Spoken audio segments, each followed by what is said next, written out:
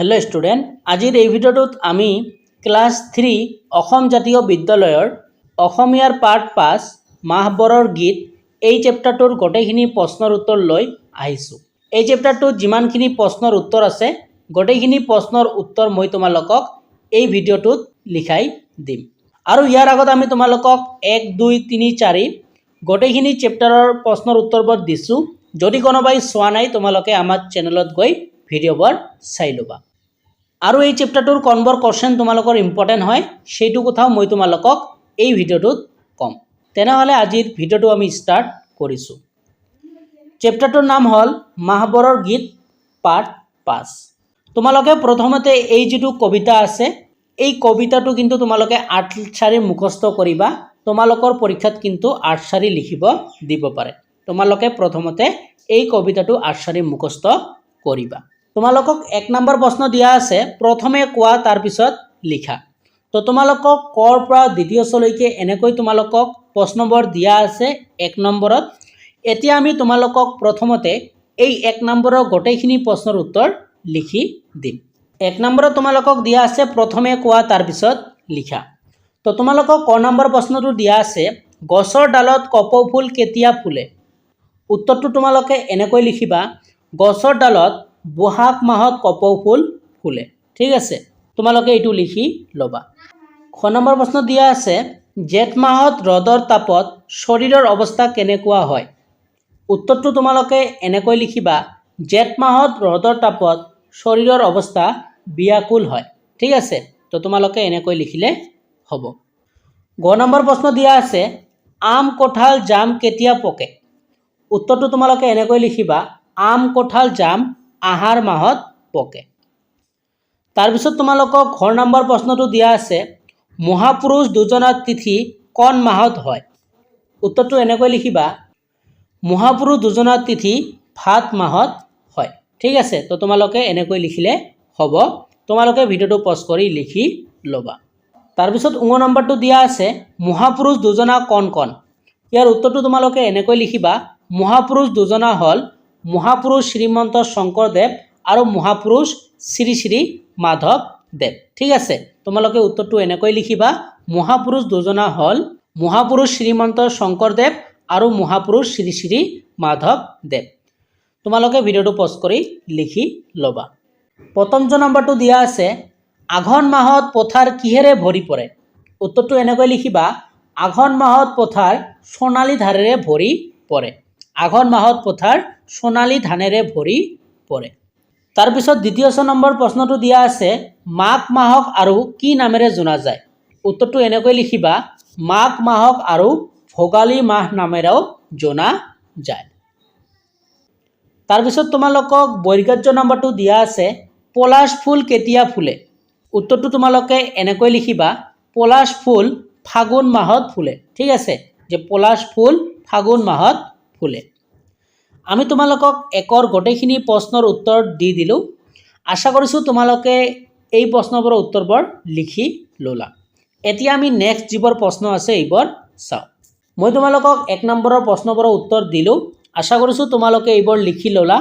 এতিয়া তাৰপিছত 2 নম্বৰত যিবোৰ প্ৰশ্ন আছে এইটো আমি চাওঁ। 2 নম্বৰত দিয়া আছে তোমালোকক কবিতাটোত উল্লেখ থকা মাহবৰৰ নাম একাদিক্ৰমে লিখা। 2 নম্বৰ প্ৰশ্নটো দিয়া আছে তোমালোকক কবিতাটোত উল্লেখ থকা মাহবৰৰ নাম একাদিক্ৰমে লিখা। তোমালোকে ইয়াৰ উত্তৰটো এনেকৈ লিখিবা বহাগ জেঠ আহাৰ শাওণ ভাদ আহিন কাতি আঘোণ পুহ মাঘ ফাগুন আৰু চত। তোমালোকে কিন্তু কমাবোৰ দিব লাগিব। ঠিক আছে, তো তোমালোকে এনেকৈ উত্তৰটো লিখিবা। তোমালোকে ফুল নম্বৰ পাবা। ঠিক আছে, তো তোমালোকে এনেদৰে লিখিবা। আশা কৰিছোঁ তোমালোকে লিখি ললা। তোমালোকক 2 নম্বৰৰ প্ৰশ্নবোৰৰ উত্তৰ দিলোঁ। এতিয়া আমি 3 নম্বৰ যিবোৰ আছে বাক্য ৰচনা কৰা মহাপুৰুষ সোণালী নিহালী পছোৱা ভোগালী এই গোটেইখিনি প্ৰশ্নৰ উত্তৰ এতিয়া আমি তোমালোকক দিম। 3 নম্বৰত তোমালোকক দিয়া আছে বাক্য ৰচনা কৰা। ইয়াৰ প্ৰথমটো দিয়া আছে তোমালোকক মহাপুৰুষ। তোমালোকে এনেকৈ লিখিবা ভাদ মাহত মহাপুৰুষ দুজনৰ তিথি পালন কৰা হয়। ঠিক আছে, তোমালোকে এনেকৈ লিখিলে হ'ব যে ভাদ মাহত মহাপুৰুষ দুজনৰ তিথি পালন কৰা হয়। তাৰপিছততো তোমালোকক দিয়া আছিল সোণালী। তোমালোকে এনেকৈ লিখিবা সোণালী ধানেৰে আঘোণ মাহত পথাৰ ভৰি থাকে। তাৰপিছতো দিয়া আছে নিহালি, তোমালোকে এনেকৈ লিখিবা পুহমহীয়া জাৰত আমি নিহালি লওঁ। তাৰপিছতো দিয়া আছে পছোৱা, তোমালোকে এনেকৈ লিখিবা ফাগুনৰ পছোৱা বতাহৰ জাকে দেহ মন চুই থৈ গ'ল।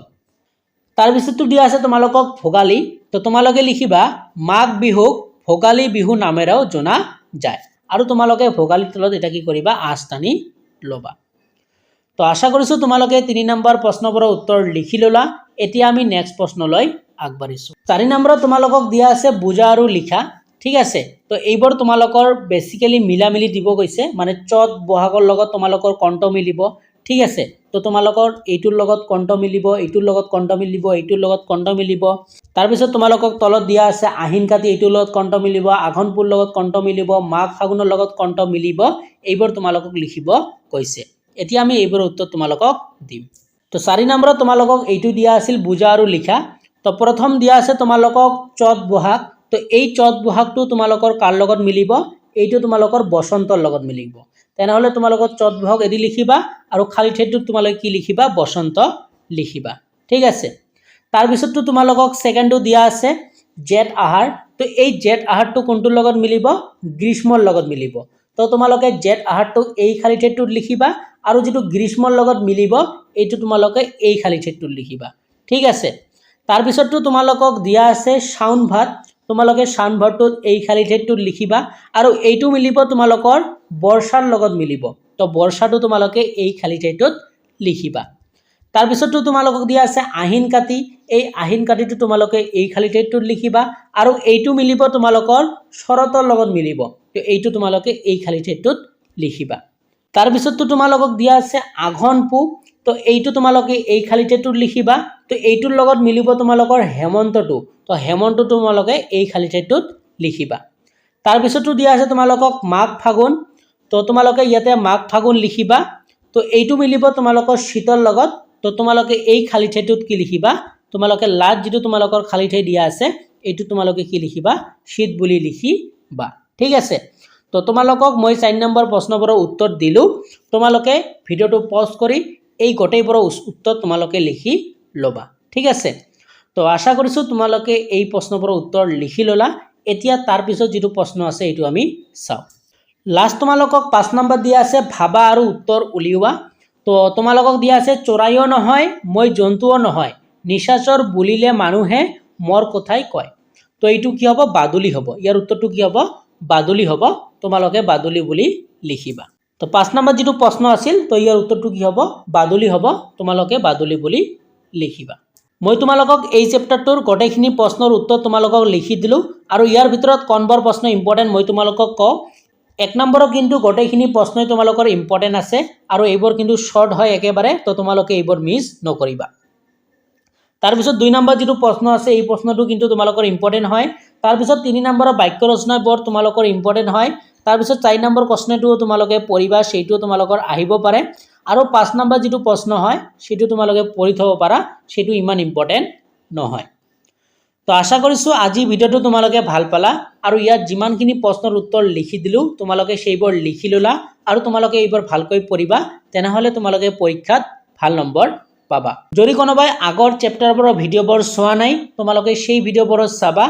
যদি চেনেলটোত প্ৰথমবাৰৰ বাবে নতুন হোৱা চেনেলটো সাবস্ক্ৰাইব কৰি ৰাখিবা আৰু এই ভিডিঅ'টো তোমালোকৰ বন্ধুবৰ্গলৈ শ্বেয়াৰ কৰি দিবা।